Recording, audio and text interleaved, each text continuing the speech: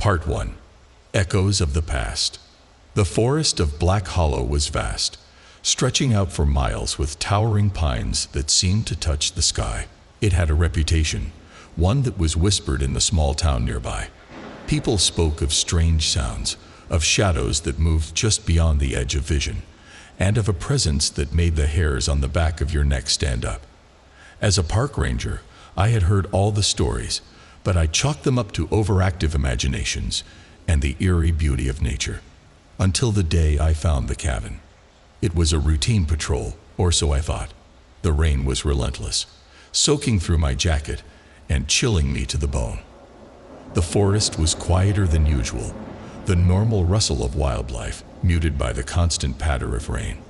I walked along the trail, my boots squelching in the mud, when I noticed something odd. A path I hadn't seen before, partially hidden by overgrown bushes and underbrush. Curiosity got the better of me, and I pushed my way through the thick foliage.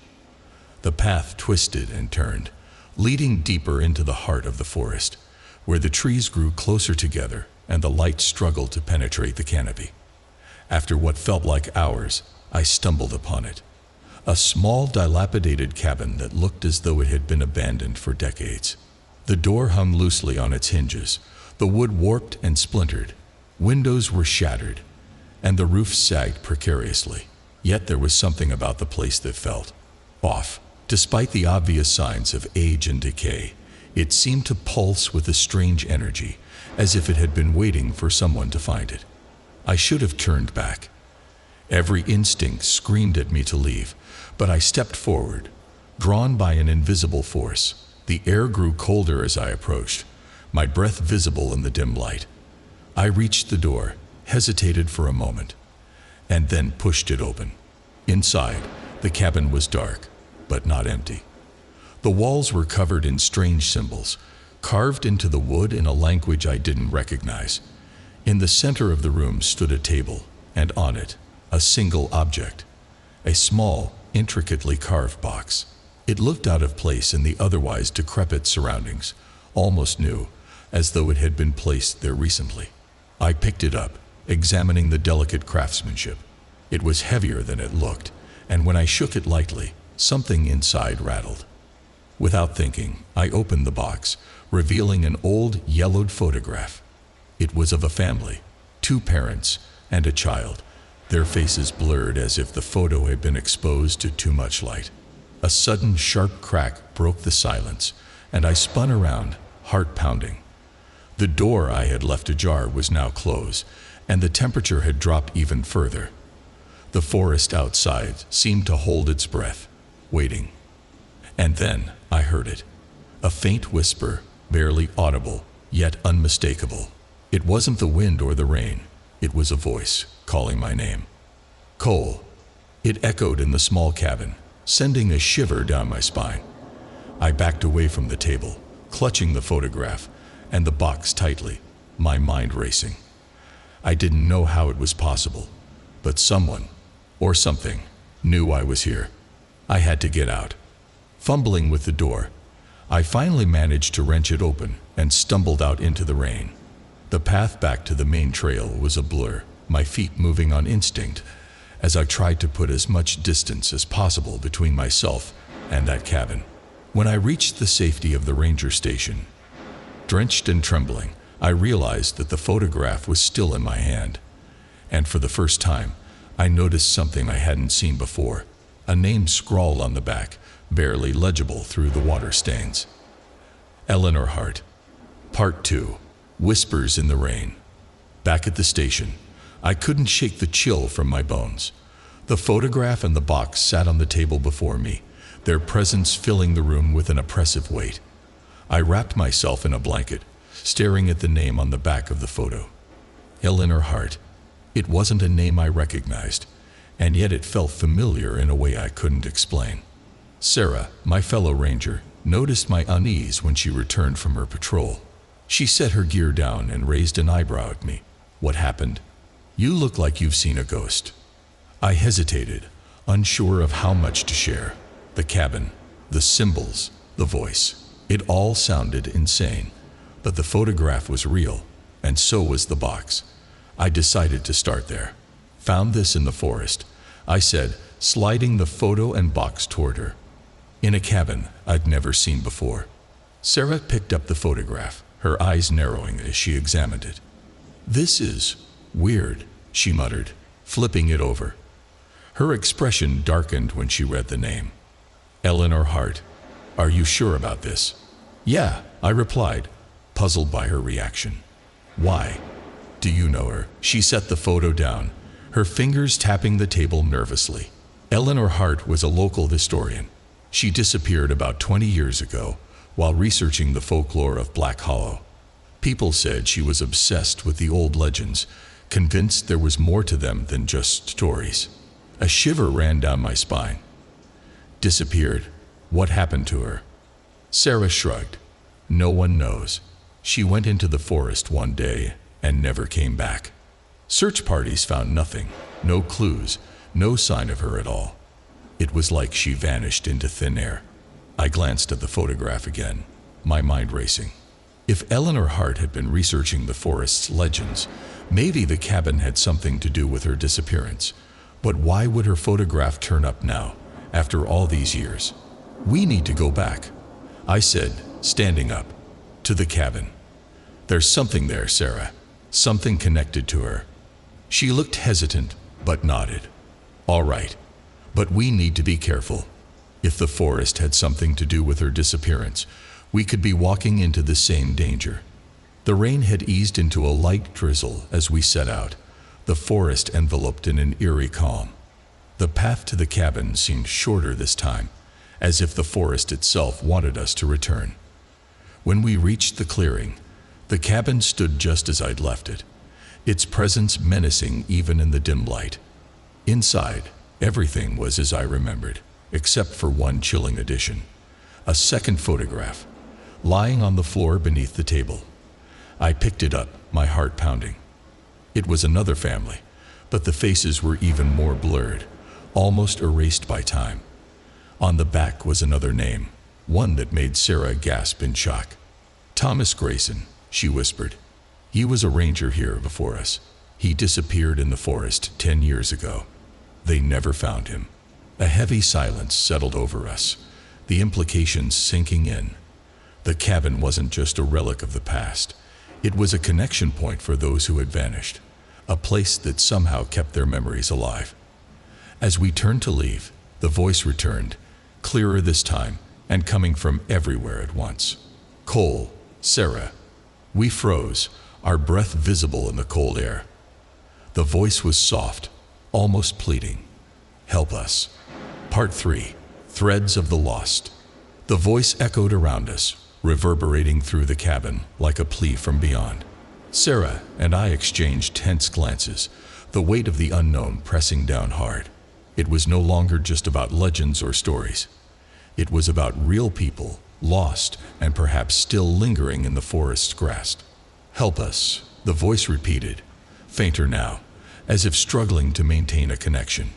I clenched the photograph in my hand, my mind racing. "We have to stay," I said, my voice firm despite the fear gnawing at my insides.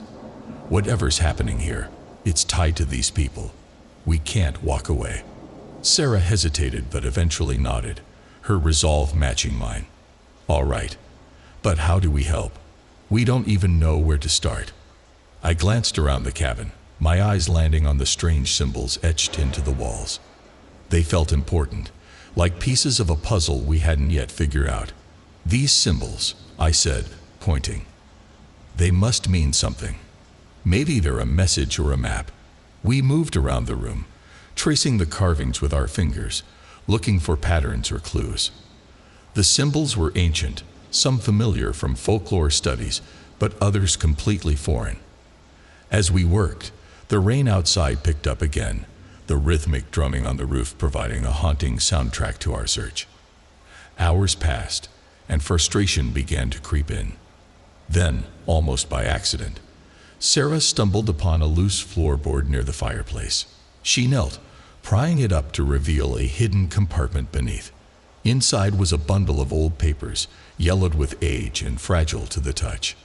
"Look at this," she whispered, unfolding the papers with care. The documents were a mix of handwritten notes and sketches, all in Eleanor Hart's distinctive script. They detailed her research into the forest's legends, her theories about the cabin, and most chillingly, her encounters with the Hollow One, a figure she described as a guardian of the lost, a being caught between worlds. She was trying to bridge the gap, Sarah said, her voice low, to reach those who were taken by the forest, to bring them back. I scanned the notes, my pulse quickening as I pieced together Eleanor's intent. She had believed the cabin was a gateway, a liminal space where the lost souls of Black Hollow could be found. The effigies, she wrote, were not just warnings but keys, each one representing a tether to the physical world. There's still time, I said, the realization dawning. If we can restore the effigies, we might be able to free them. But time was running out. The forest seemed to sense our intentions, the atmosphere growing heavier with each passing minute. We gathered the papers, determined to follow Eleanor's plan. The next step was finding the effigies, placing them in the cardinal points around the cabin to complete the ritual. We split up, each taking a section of the forest, the rain soaking us as we worked quickly.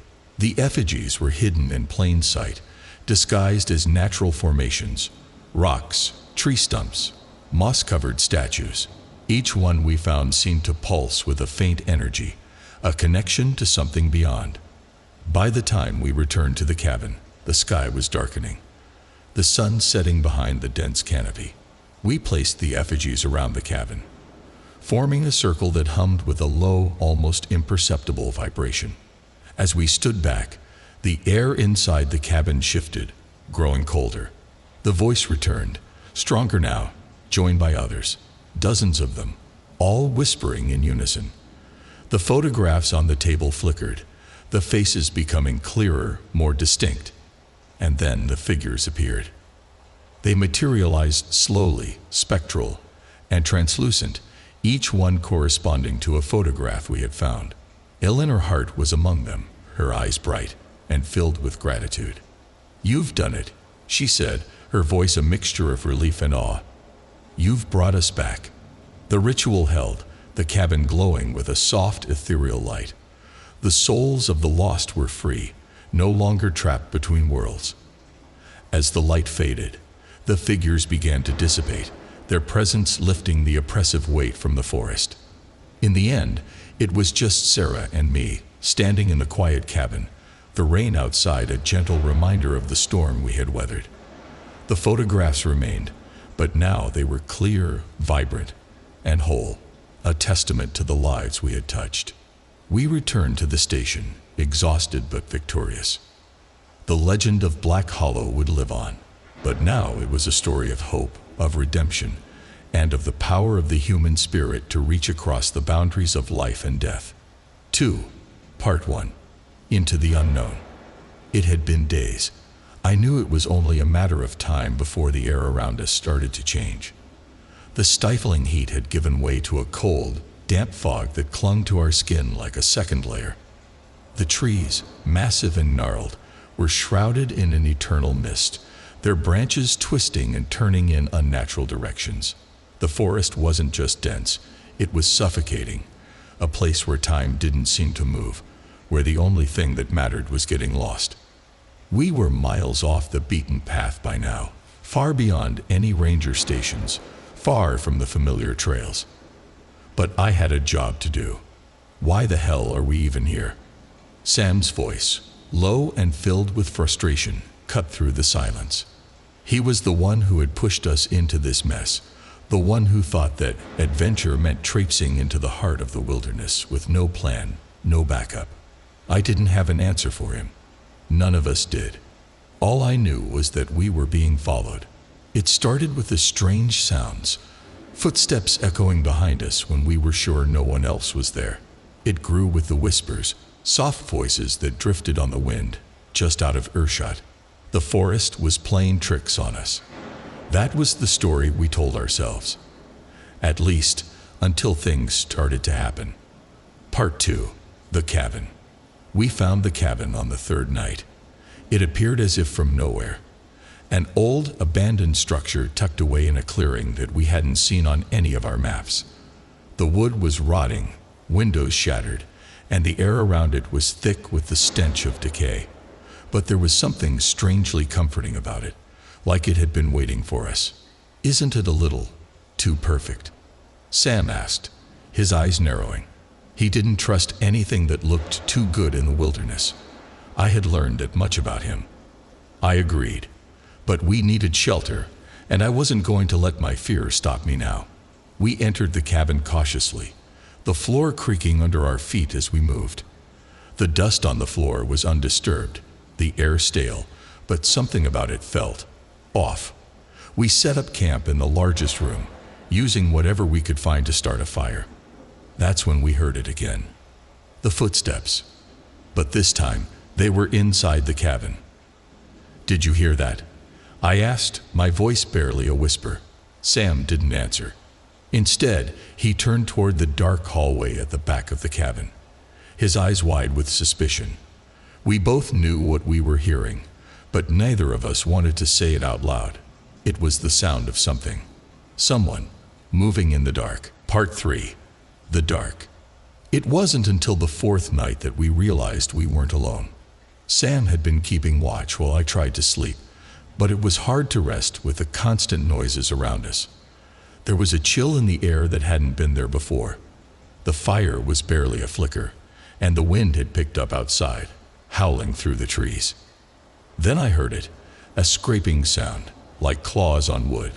I jumped up, my heart racing, but Sam was already on his feet, his gun in his hand. "It's here," he said, his voice steady but strained. We both moved toward the door, our eyes scanning the forest outside. I could feel it. Something was watching us. We weren't alone anymore. And I couldn't shake the feeling that whatever was out there had been watching us since we first set foot in this cursed place. Suddenly, a shadow moved across the window, and I gasped. Sam's hand was on my arm, pulling me back as he crouched low. The shadow didn't stop. It moved past the window in a slow, deliberate pace, as if it was toying with us. "Stay quiet," Sam murmured. "Stay still." I held my breath, praying the thing didn't see us. The forest outside had gone unnaturally still, like it was holding its breath, waiting. The wind stopped, the animals fell silent, and in the distance, the unmistakable sound of a growl echoed through the trees. It was close. Part 4. The Hunt. The next morning, we found tracks. Large, deep prints that seemed to lead us further into the woods. They were unlike anything I had ever seen. Too big to belong to a bear, too strange to belong to any animal I knew. Sam was certain we were being followed by something unnatural. "I told you," he said, his voice sharp with panic. "This place, it's not just woods. There's something here." I didn't want to believe him. I couldn't. But the evidence was mounting. The growls from the night before, the strange symbols carved into the trees, the way the forest felt alive in ways I couldn't explain. It was too much. We followed the tracks. We had no choice. If we were going to survive, we had to know what was hunting us, what was watching us. But the deeper we went, the more the world around us seemed to warp. The trees grew taller, thicker, their twisted branches closing in, blocking out the sun. The path narrowed, and soon we were moving through a dense thicket where even the map was useless. It felt like the forest itself was swallowing us whole. It was then that we heard the whispers. At first, I thought it was the wind, but it wasn't. It was too deliberate, too human. "Get out, get out." The words were soft, almost a hiss, and they seemed to come from everywhere. I spun around, my hand instinctively going for my weapon, but there was nothing. Nothing but the trees and the fog. We pressed on, our fear mounting, but I couldn't help it. I had to know what was in this forest, what had brought us here. Part 5. The Ritual. We reached the center of the forest by nightfall. The trees parted to reveal a large stone circle, the ground littered with bones, some animal, some human. The air was thick with an unnatural stench, and the ground beneath our feet seemed to pulse, as though something alive was buried there. "Why do I feel like we're walking into a trap?" Sam asked, his voice low. I didn't answer. There was no need. We both knew this wasn't a place for humans. This was something older, something ancient. We had stumbled into the heart of a ritual. But who or what was performing it? And why? Then we saw it. A figure, cloaked in shadows, standing at the center of the circle. It wasn't human. Not completely. Its eyes glowed, reflecting the moonlight like mirrors. It was watching us, waiting. The creature stepped forward, and the ground trembled. "Run," Sam whispered. "Run, now." But it was too late. The thing in the center raised its arms, and the ground beneath us shifted, pulling us into the earth. And then, as everything went black, I understood. We weren't meant to leave. Part 6. The Entity Awakens. I woke to the sound of my own heartbeat, thundering in my ears. For a long moment, I was disoriented, confused. The air around me was thick with a strange pressure, the kind you feel just before a storm hits, when the world seems to hold its breath. My body was cold, my limbs heavy, and the ground beneath me felt wrong. I tried to move, but something was holding me down. Panic gripped my chest. I jerked, twisting in the dark, and felt rough, sticky earth against my palms. My fingers scraped at the soil, and I realized that I was lying on the ground, buried beneath it. The weight of the earth felt suffocating, as though the ground was trying to swallow me whole. My breath was shallow, and the air felt damp and thick, muggy, like I was stuck in some sort of half-world, trapped between reality and something else. I reached up, my hands brushing against a layer of wet moss that had started to grow over me. I pulled it away, gasping for air as I crawled out of the hole, my body trembling with every movement. The forest was silent. No wind, no birds, no sounds of life, just the oppressive stillness that seemed to cling to the trees. As I stood, looking around, I realized that I was no longer in the same place. The stone circle was gone, replaced by a vast clearing, an open space that felt like it shouldn't exist in the middle of this godforsaken forest. The trees were twisted and distorted, their trunks bent at impossible angles, their branches stretching toward the sky like gnarled fingers. The moonlight cut through the canopy in jagged beams, casting eerie shadows that seemed to move on their own. And there, standing in the center of the clearing, was the figure. The creature. It wasn't human. Not anymore. I could see it more clearly now, its form shifting in the pale moonlight, casting long, stretching shadows across the clearing. Its body was tall, impossibly tall, with limbs that seemed to bend in unnatural ways. Its skin was a strange, mottled color, pale, sickly, like the color of decayed flesh. Its eyes, God, those eyes, they burned with an unnatural light, glowing like embers in the darkness. It was watching me. I froze. The creature's presence was suffocating, as if the very air around it was charged with an ancient, malevolent energy. I could feel its gaze crawling over me, touching my skin, burrowing into my mind. It was waiting, waiting for something. It spoke, its voice a low rasp, like the sound of dry leaves scraping across stone. "You've come." I couldn't move. I couldn't breathe. It wasn't just the creature. The entire forest felt alive, as if the trees themselves were watching, waiting. And then I heard Sam's voice. "Don't listen to it," he shouted. His voice was distant, panicked. "Get out of here. Now." I whirled around, my heart pounding. Sam was stumbling through the forest, his face pale and streaked with dirt, his clothes torn.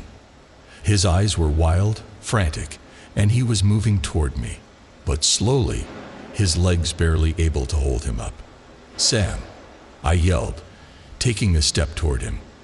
But the creature's voice cut me off, sharp and commanding. "You are too late." The ground trembled beneath my feet as the creature extended a long, spindly arm, its claws raking through the air. It didn't touch the earth. It didn't need to. The ground cracked beneath the force of its presence, and the trees groaned in agony. I watched in horror as Sam stumbled and fell, his body jerking in unnatural ways, as if the very air around him was pulling him toward the creature. His scream was cut short, swallowed by the forest, and in a flash, he was gone. I couldn't move, couldn't scream. I just stood there, frozen, as the creature turned its glowing eyes back to me. "You are here to feed the ritual," it said, its voice low, like a whisper from the grave. "You have been chosen." Part 7. The Echo of the Past. I couldn't breathe. I couldn't think. Everything around me was shifting, changing. I felt like I was slipping into a dream, a nightmare, where nothing made sense, and the very fabric of reality was tearing apart at the seams. I backed away, my eyes never leaving the creature, but my mind was a whirlwind of fear and confusion. What was this thing? What did it mean? And why had it chosen us? But then the world around me began to change again. The forest didn't feel like a forest anymore. It felt like something else. The trees were no longer just trees. The ground beneath my feet no longer felt like dirt. It felt like stone, like I was standing in the ruins of an ancient city, buried beneath centuries of forgotten history. I could hear whispers, voices from long ago, rising up from the ground itself. "They are here," the voices murmured. "They have returned." And then I saw it, a shadow moving in the corner of my eye. I turned quickly, my breath catching in my throat. It wasn't just the creature. There were others, figures, humanoid, but twisted, like shadows of people long dead, lurking in the edges of the clearing, watching, waiting. They were the ones who had built this place, the ones who had once lived here. The forest had once been a thriving civilization. I realized these creatures, these entities, had once been gods, rulers of a forgotten time. And now they were waiting for something, waiting for a sacrifice. I stumbled backward, my hands shaking, as the creature's form shifted again. Its limbs elongated, stretching upward like an enormous spider, its eyes glowing brighter, burning with an insatiable hunger. "You are the offering," it whispered. "The blood must flow." I turned and ran. The world around me was falling apart. The trees were shaking, the earth beneath me rumbling, as if the very forest was alive and angry. I could hear the creatures closing in, their footsteps silent, their movements fluid and fast. I didn't know how long I ran. Minutes? Hours? All I knew was that I had to get away. I had to survive. But I wasn't alone. As I ran through the darkened woods, the whispers grew louder. The figures emerged from the shadows, their eyes glowing with a cold, unfeeling hunger. And in the distance, I could see it, the light of a fire. A campfire. Part 8. The ritual unfolds. The firelight flickered in the distance, a faint warmth that seemed to promise safety. But I knew better. There was no safety here, not anymore. The creatures, the ones who had once been human, were closing in, their eyes burning like cold stars in the night. I could hear their breath, shallow and labored, just behind me. But I dared not look back. I couldn't. The forest was alive, its tendrils reaching for me, pulling me in deeper. I kept my focus on the fire, pushing myself to run faster, my legs screaming in protest. The ground was uneven, the air thick with fog, and the trees seemed to close in on me, as though they were trying to swallow me whole. I could hear the whispers again, louder now, growing more frantic. They came from all directions, from the trees, the ground, the very air. "They've come for us," they hissed. "They've come for the ritual." I was almost there. The firelight beckoned, warm and inviting. And then, out of the shadows, a figure emerged. It was a man, at least it appeared to be at first. But as I got closer, I realized the truth. His skin was pale, stretched tight over his bones, and his eyes were wide and unblinking, a deep black void where there should have been pupils. He stood perfectly still, his posture unnaturally rigid, like a marionette waiting for its strings to be pulled. "Do not approach," the man said, his voice a rasp, like a whisper through dry leaves. But it wasn't the man speaking. No, it was something else, something inside him, something that was using his body as a vessel. I froze, my heart pounding. The firelight cast strange, flickering shadows on his face, distorting his features into something monstrous. "Why are you here?" I asked, my voice shaking. "What do you want from me?" The man, or the thing inside him, tilted his head, as if considering my question. The smile that spread across his face was slow, deliberate, and full of malice. "You are the sacrifice," he said simply. Before I could respond, the ground beneath my feet shifted. The forest seemed to tremble, its branches groaning as though they were stretching and bending under some invisible force. The air thickened with a sense of impending doom, and the whispers grew louder, more urgent. I spun around, searching for an escape, but the figures were everywhere now. Emerging from the trees, stepping out from behind the rocks, their glowing eyes fixed on me. "You can't run," the man's voice echoed, though his lips didn't move. "You are already here." I turned back to the fire, my mind racing. It was no ordinary campfire.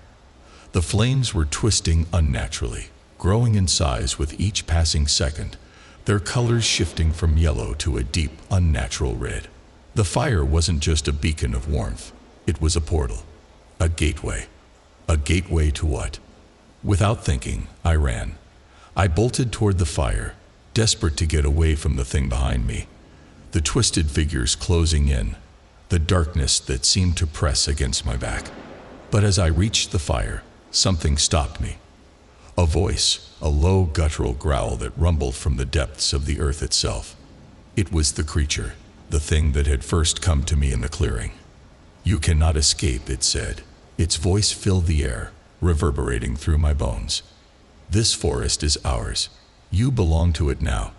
I looked back, my mind racing. The creature was no longer standing alone. It was surrounded by the others, dozens of them, all with their glowing eyes and twisted, malformed bodies. They were coming closer, encircling me, as if they were preparing for something. The fire grew larger, its flames now a roaring inferno, casting grotesque shadows across the clearing. I could feel the heat on my skin, but it wasn't enough to burn me. It was something else, something colder, deeper. The flames felt like they were pulling me in, dragging me toward them, as though they were alive. Alive and hungry. "You are part of the ritual," the creature whispered. "And now you will feed." I wanted to scream, to fight, but my legs wouldn't move. It was as if the very forest was holding me in place, its roots wrapping around my ankles, keeping me from escaping. The air grew heavier, the darkness thicker, and I realized that this wasn't just a forest. It was a living, breathing entity, ancient and all-consuming. The ground trembled again, and I felt a sharp, searing pain in my chest. I looked down, my eyes widening as blood began to drip from my skin. "What is this?" I gasped, my voice a broken whisper. The creature's grin widened. "The ritual begins." Suddenly, everything went dark. Part 9. The Binding. I couldn't breathe. I couldn't see. It was like being submerged in thick, black ink. No light, no sound, just an oppressive void that pressed in from all sides. But the pain, the burning in my chest, was real. That, at least, was something I could still feel. I tried to scream, but no sound came. It was as though the very air around me had been stolen, leaving me to choke on the suffocating emptiness. The darkness felt alive, like it was crawling inside me, wrapping around my mind, pulling me deeper into its grasp. And then, just as quickly as it came, the darkness shattered. I gasped, my lungs filling with air that tasted like smoke and ash. The world around me reappeared in flashes, blurs of movement, fleeting glimpses of shadows moving at the edges of my vision. The fire was still burning, its monstrous flames twisting and writhing like serpents, licking at the air. But the figures, the creatures, they were gone. The forest, the clearing, had changed. It was no longer the place I had known. It felt ancient, ancient beyond comprehension. The trees had grown even more twisted, their roots crawling up through the soil like fingers stretching toward the sky. The air was thick with the smell of decay, and the ground was covered in strange symbols.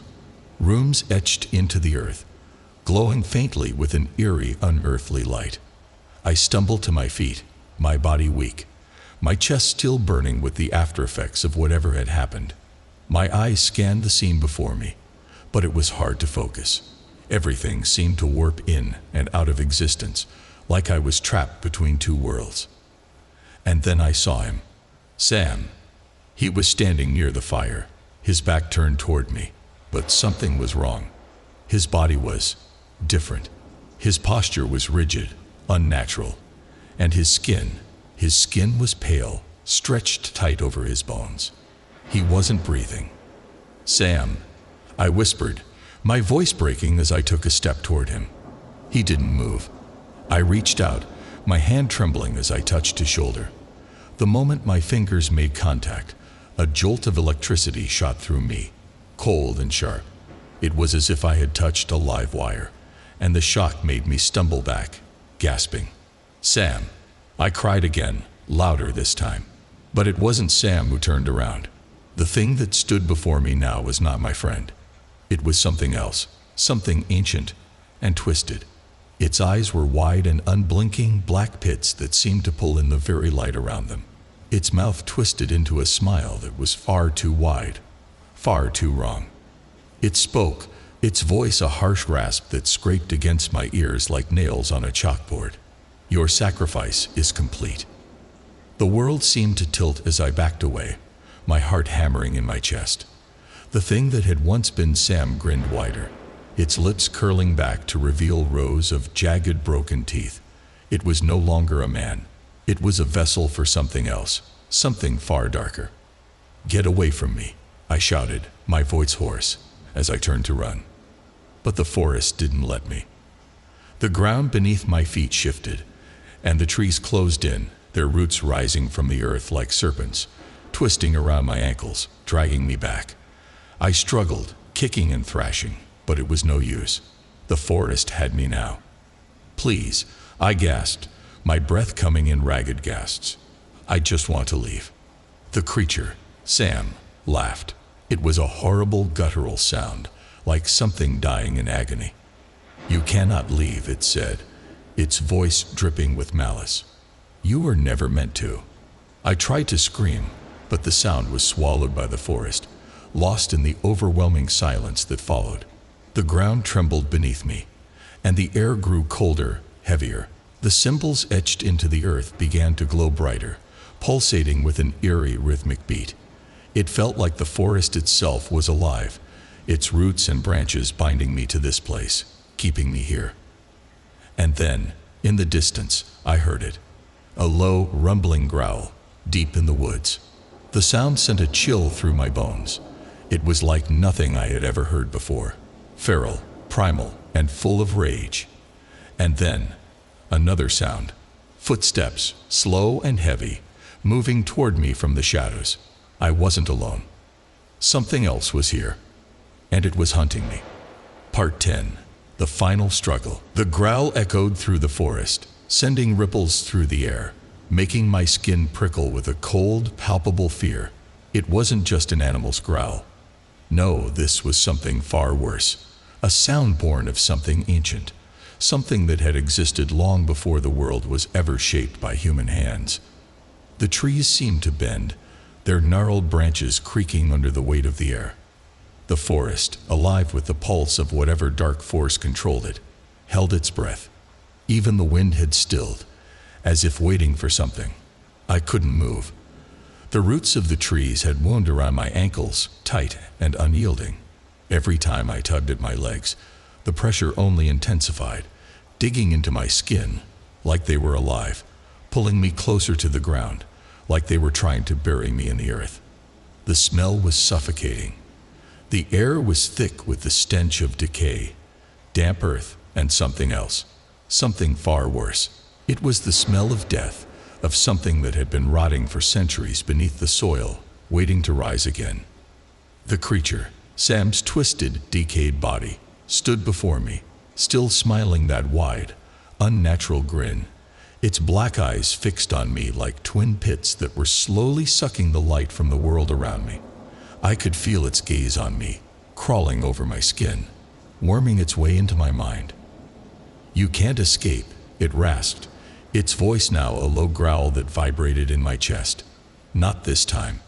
I opened my mouth to shout, to cry out for help, but the words caught in my throat, choked out by the suffocating weight of the air around me.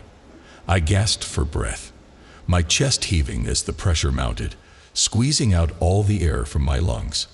The ground shook again, this time more violently, and I could feel the earth groaning beneath me, as though it were alive, as though it were the heartbeat of something far darker than anything I had ever imagined. And then, the growl came again, closer this time, closer than ever before. I twisted my head, desperately trying to see where it was coming from, but all I could see was darkness. The trees that had once been my refuge were now twisted, monstrous, their trunks writhing like serpents, their branches twisting and snapping in the windless air. The forest was no longer just a place. It was a living, breathing entity, and it was suffocating me. The growl rumbled once more, and this time I saw it. It emerged from the shadows, slow and deliberate, as though it were savoring the moment. A massive form, a silhouette, almost impossibly large, moving with the fluid grace of a predator. At first, I thought it was a bear, a creature of legend, maybe. But as it stepped into the dim light of the clearing, I saw its true form. It was nothing like anything I had ever seen. Its fur was matted and patchy, its body large and muscular, but it wasn't the size of the creature that sent my heart racing. It was its face, its eyes, glowing with an unnatural red hue, fixed on me with an intense, feral hunger. Its mouth, impossibly wide, stretched open to reveal rows of jagged, razor-sharp teeth, gleaming in the moonlight like knives. Its ears were long, pointed, and its snout was elongated, almost wolf-like. It stood on two legs, its massive, clawed hands gripping the earth like talons, digging into the soil. It was a werewolf, but not any ordinary werewolf. This one was ancient, older than any creature of myth or legend. This was a creature born of the very earth itself, a being forged from the dark heart of the forest, a force of nature that had no place in the human world.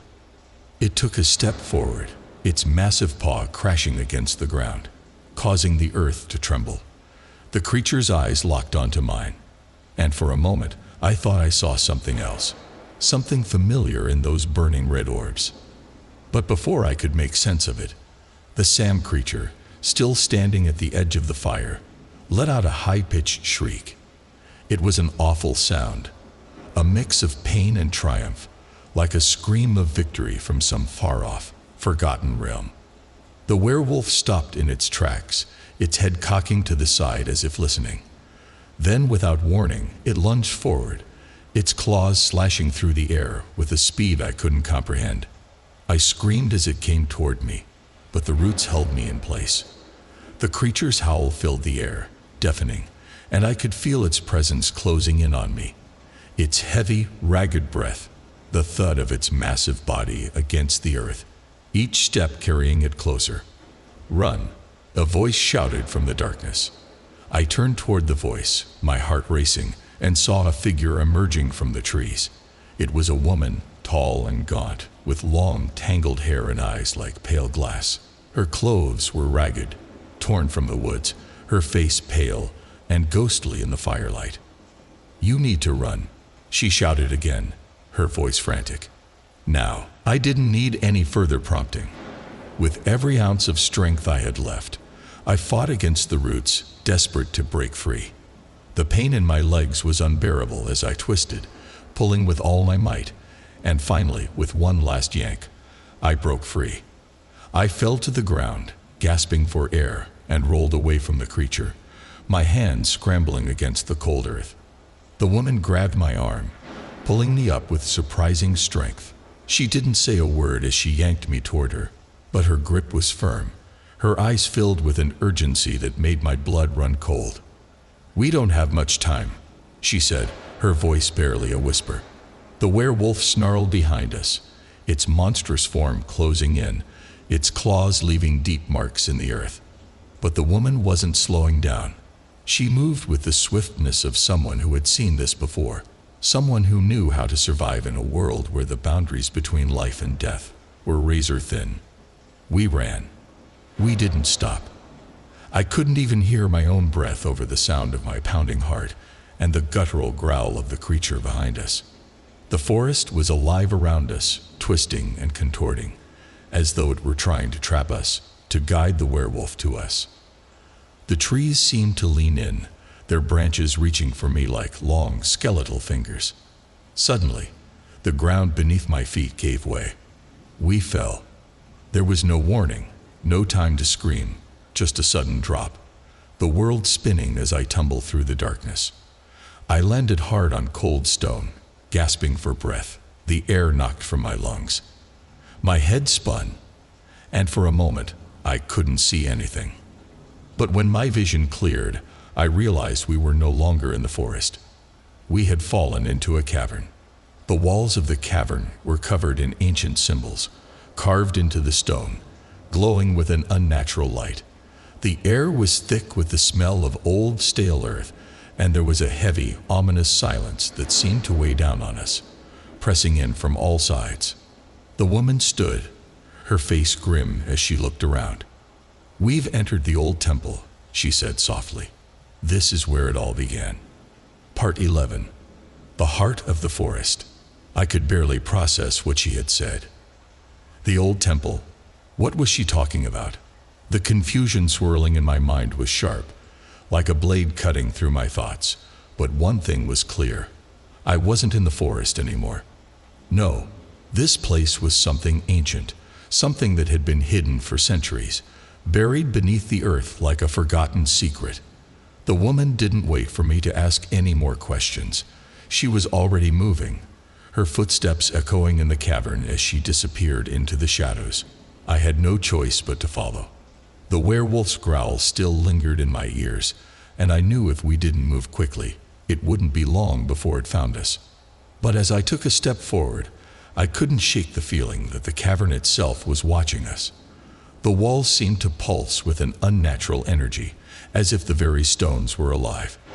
There was something wrong here, something deeper than just the dark forces that had followed me into this place. It was as if the cavern itself had been waiting for us, waiting for me. I hurried after the woman, my steps uneven as I stumbled through the darkness. The air in the cavern was thick, cool, and damp, clinging to my skin like a second layer of clothing. The scent of old earth and moss filled my nostrils, and the low hum of the place pressed against my eardrums, like the sound of something ancient, something buried deep within the earth. "Keep up," the woman called over her shoulder. "We don't have much time." I didn't need to be told twice. I quickened my pace, following the sound of her footsteps as they echoed through the dark. My heart was pounding in my chest, each beat louder than the last. The ground beneath my feet seemed to shift with every step I took, and I found myself glancing over my shoulder, half expecting the werewolf to emerge from the shadows at any moment. But there was nothing. The cavern was silent now, the growls of the beast swallowed by the stone around us. Still, I didn't feel safe. The silence was oppressive, like the calm before a storm, and the sense of unease that had settled deep in my bones only grew stronger the longer I walked. The woman stopped suddenly, and I nearly ran into her. She stood in front of a massive stone door, its surface covered in intricate symbols and carvings. The door seemed ancient, far older than anything I had ever seen, its edges worn and smoothed by time. It was like a portal, an entrance into something deeper, something older. "This is it," she said, her voice barely a whisper. "The heart of the forest. The place where it all began." I stared at the door, my mind reeling. This was the old temple, the heart of the forest. What the hell did that mean? I opened my mouth to ask, but before I could speak, the woman placed her hand on the door. The moment she did, the symbols on its surface began to glow, faint at first, but growing brighter with every passing second. The stone groaned, as if waking from a long slumber, and then, with a sound that echoed through the cavern, the door slowly began to open. I backed away instinctively, my eyes wide as I watched the heavy stone slide open with a smoothness that defied its age. The air in the cavern shifted, growing colder, as if something inside the temple had been disturbed. "Come," the woman said, turning toward me. "It's time to end this." I didn't hesitate. Whatever this was, whatever had brought me to this place, I knew I had no choice but to follow. The woman stepped through the door, and I followed close behind, my heart in my throat. The temple inside was unlike anything I had ever imagined. The walls were covered in strange, glowing symbols, their light pulsing in time with my heartbeat. The floor was made of smooth stone, worn down by centuries of use. It was vast, cavernous, with towering columns that stretched up toward the ceiling, which was lost in darkness. The air smelled of ancient incense, of herbs and something else, something that made my skin crawl. In the center of the room was a massive altar, its surface covered in dust and cobwebs. It looked as though it had been untouched for centuries, but there was something about it, something that made my stomach churn. "This is where the ritual was performed," the woman said, her voice echoing in the emptiness. She stepped forward, approaching the altar, her eyes fixed on it with a sense of reverence. "This is where they made the pact." I stepped forward cautiously, my mind racing with 1,000 questions. What pact? Who are they? The woman didn't answer right away. She reached out, her fingers brushing the edge of the altar, and I saw a flash of something. Something dark, something ancient, in her eyes. "The forest wasn't always like this," she said quietly, her voice distant, like she was remembering something long forgotten. "It was once a place of balance, a place where the spirits of the land lived in harmony with the people. But greed has a way of corrupting even the purest of places." She turned toward me then, her eyes locking onto mine, filled with a pain that seemed to have no end. "Long ago, the people made a pact with the spirits of the forest. They offered their souls in exchange for power, for strength, for immortality. But the spirits betrayed them." I felt a chill run down my spine as I listened to her words. This wasn't just a story. This was history, real history, a history that had been buried and forgotten, hidden away in the darkness for centuries. "The pact was broken," she continued, "but the forest, it still remembers. The spirits still hunger for the souls that were promised to them. And now they're coming to collect." I shook my head, trying to make sense of it. "The spirits? You mean those creatures in the woods?" She nodded. "They are the remnants of the pact. The twisted, corrupted souls of those who made the deal. The forest has been feeding on their darkness for centuries, and now it wants more." I took a step back, my mind racing as the weight of her words sank in. This wasn't just about me anymore. This was about something much larger, something that had been festering in the heart of the forest for generations. "The creature," I said slowly, my voice barely a whisper. "The werewolf. It's part of this." The woman's eyes darkened. "Yes, the werewolf is the last of the original guardians, the ones who were meant to protect the pact. But even it has been consumed by the forest. It is no longer just a guardian. It is a part of the forest itself."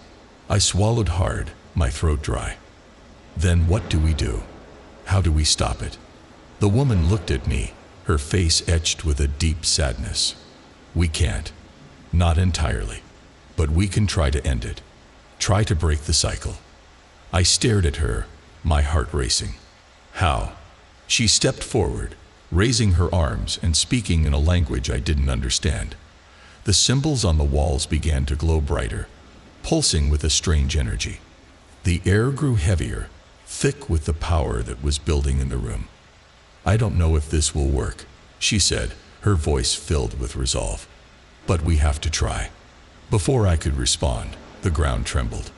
The air shifted again, and I could hear the distant growl of the werewolf, now closer than ever before. It was coming. The ritual had begun. Part 12. The final confrontation. The ground shook violently beneath us as the cavern trembled, the deep rumbling vibrating through my very bones. The temple, once silent, now seemed alive, its ancient walls groaning under the pressure of something rising from deep within. The air grew colder, the thick, oppressive atmosphere pressing in on me from all sides. The woman was already preparing, chanting in that strange, guttural language that I couldn't understand. Her hands moved in sweeping motions, weaving patterns in the air as the symbols on the walls around us flared to life. Their glow intensified, turning the cavern into a kaleidoscope of light and shadow. It was like the very fabric of reality was warping, as though we were standing on the edge of something unspeakable. And then I heard it, the unmistakable growl, the low, guttural sound that seemed to come from the very depths of the earth. It wasn't the werewolf anymore. No, this was something far worse. It was the thing that had been pulling the strings all along, the force that had been waiting, watching, feeding. I turned to the woman, fear clawing at my throat. "It's here. It's too late. We have to leave." But she shook her head, her expression grim and determined. "We can't run anymore. This is it. This is the only way to stop it." I didn't know what she meant by that, but the panic bubbling inside me made it hard to think clearly. I could hear the creature coming closer, its massive feet pounding against the stone floor, its breathing loud and ragged. Whatever it wasn't human. It wasn't even animal. It was pure, primal darkness, a thing born of the forest's corruption. With a final desperate breath, the woman raised her hands to the sky. The air hummed with energy, and the light from the symbols on the walls intensified, blinding in its brilliance. I shielded my eyes, unable to look directly at the power that was gathering. "It has to be done," she said, her voice shaking with the weight of what she was about to do. "This is the only way to end the cycle, the only way to save you." Before I could ask what she meant, there was a roar, a deafening, bone-chilling sound that rattled my entire body, making my blood run cold. The werewolf burst into the chamber, its massive form filling the doorway. Its eyes were glowing red, burning with rage, and its fangs gleamed in the dim light of the cavern. It was more than just a beast now. It was a manifestation of the forest's wrath, a creature twisted by centuries of darkness. It stepped forward, its claws scraping against the stone, its growl vibrating through the air like thunder. The woman didn't flinch. She didn't even hesitate. She raised her arms higher, chanting louder now, her words filling the cavern with a power that made my chest tighten. The werewolf snarled, its eyes narrowing as it took another step toward us, its enormous body coiling in preparation for an attack. "No," the woman whispered, almost to herself, but there was steel in her voice. "You will not take another soul." The werewolf lunged, moving faster than I thought possible, but the woman was ready. In a single fluid motion, she thrust her hands forward, and the light from the symbols exploded outward, a wave of pure energy that crashed into the creature with a force so intense that it made the ground quake beneath us. The werewolf howled in pain, its body twisting and contorting as if it were being torn apart from the inside out. The light wrapped around it like chains, pulling it toward the ground, forcing it to its knees. Its eyes flashed with desperation, with fury, but there was nothing it could do. It was being consumed by the very force it had helped create. I stumbled backward, my heart racing, my mind reeling with disbelief. This was it, the moment of truth. The woman was fighting it off, but even as I watched, I knew there was something more happening here than just a battle between man and beast. This was the culmination of everything. The forest's corruption, the pact, the ancient spirits, And it was all coming to a head. The werewolf's roars grew weaker, its movements sluggish as the energy of the temple consumed it. I could hear its bones crack, its skin burning as the light continued to shine, overwhelming everything in its path.